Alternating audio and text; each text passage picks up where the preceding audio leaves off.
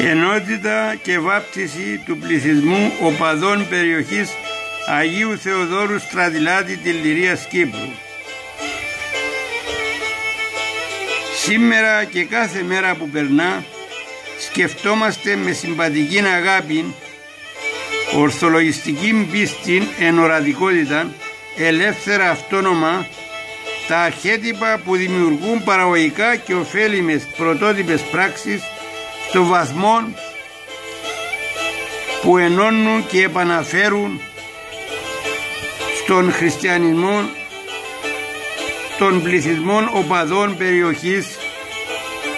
χαρισματικής και νικηφόρος Εκκλησίας Αγίου Θεοδόρου Στρατιλάτη της Λυρίας Κύπρου, παντού και πάντοτε με συμπατική αγάπη, καλή συνέχεια. 7 σοφοί του ελληνισμού 777, αυτοί που ξοδεύουν το χρόνο του σήμερα ασχολούμενοι με το χθες, θα χάσουν το αύριο κλαίγοντας για το σήμερα. Αυτοί όμως που επενδύουν τον χρόνο τους δημιουργικά, παραγωγικά και ωφέλιμα μέσα στο χώρο του τώρα, το αύριο θα έρθει να βρει το σήμερα, και έτσι κάθε μέρα που περνά υπάρχει καλή συνέχεια, παντού και πάντοτε με συμπατική αγάπη, καλή συνέχεια. Σήμερα και κάθε μέρα που περνά σκεφτόμαστε ελεύθερα, αυτόνομα,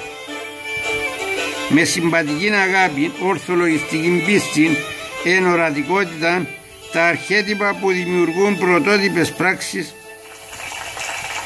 όπου το έργο που παράγεται και ρέει μέσα στη φύση ανθρώπινης κοινωνίας στο βαθμό που προκαλεί τον ενθουσιασμό, θαυμασμό και την ευαρέσκεια, έτσι που παίρνουμε την αντάκλαση του εαυτού μας, παντού και πάντοτε καλή συνέχεια. Δευτέρα 20 Ιουλίου 2015, ημέρα νικηφόρου προφήτου Ηλία, που αντικρούει, σκορπίζει και εξαφανίζει από προσώπου της γης τους εχθρούς του χριστιανισμού.